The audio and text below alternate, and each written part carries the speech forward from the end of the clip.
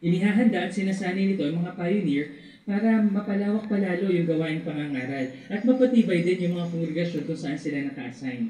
May isang halimbawa tayo ng 2 sisters na nagtapos ng SKE na na-assign sa Miss Oriental bilang Temporary Special Pioneers. Dahil nakipagtulungan sila ng mahusay sa mga elders at sa pagsisikap din nila, talagang napasigla yung gawain ng pangangaral sa kongregasyon. Sa average, ang bawat isa doon sa 2 TSP natin ay nagdaraos ng 30 na Bible study bawat buwan. Kami, no? Ngayon, isaalang-alang naman natin yung ikalawang phrase, ikalawang parirala mula sa 1925 na report kanina. Sabi doon, bahagya silang nakakapagpatotoo sa iba. Bahagya. Ganyan pa rin ba ngayon? Siyempre, ibang-iba na ang kalagayan. Patuloy ang pagsulong sa paggawa ng alagad natin dito sa Pilipinas. At itong 2024 service year, nagdaos tayo ng 252,392 na Bible studies sa buong bansa. Mas mataas ito ng halos 25,000 na bilang ng Bible studies kesa noong 2023 na service year. Talagang pinagpapala ni Jehovah yung gawain natin. Nakakatuwa rin malaman na napakaraming pumasok sa buong panahong paglilingkod sa pamamagitan ng pagre-regular pioneer.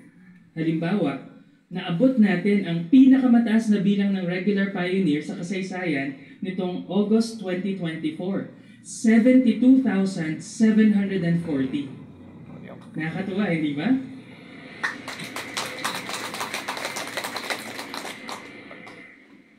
Pero alam nyo ba, mabilis na nalaos yung ulat na yan.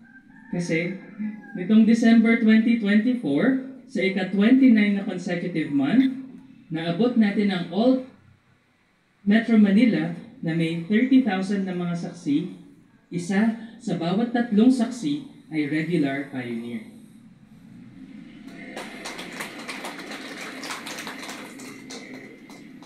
Kumuha tayo ng ilang mga karanasan. Siyempre pa, yung pagbabahay-bahay pa rin yung pangunahin nating paraan para mapaabutan ng mabuting balita yung mga tao sa teritoryo. Pero marami rin ang gustong magpalawak ng kanilang ministeryo at sinubukan nila yung pag-participate sa branch initiative ng Seldom Work at Unassigned Territories na preaching.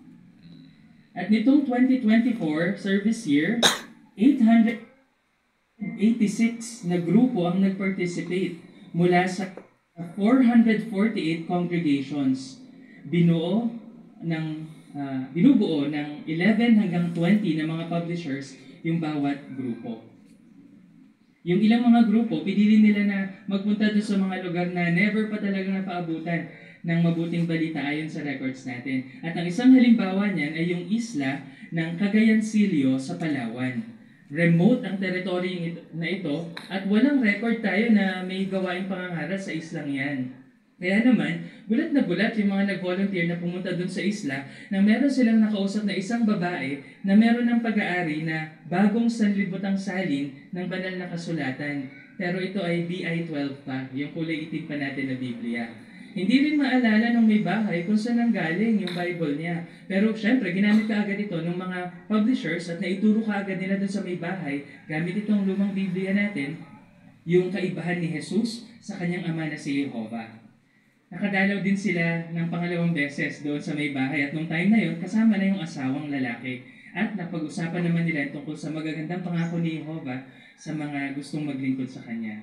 Kinuha ng mga publishers yung contact details ng mag-asawa at nagpapatuloy sila ngayon sa pagko-communicate. Anong impact sa gawaing pangangaral ng Seldom Work at Unassigned Territories natin na preaching campaigns?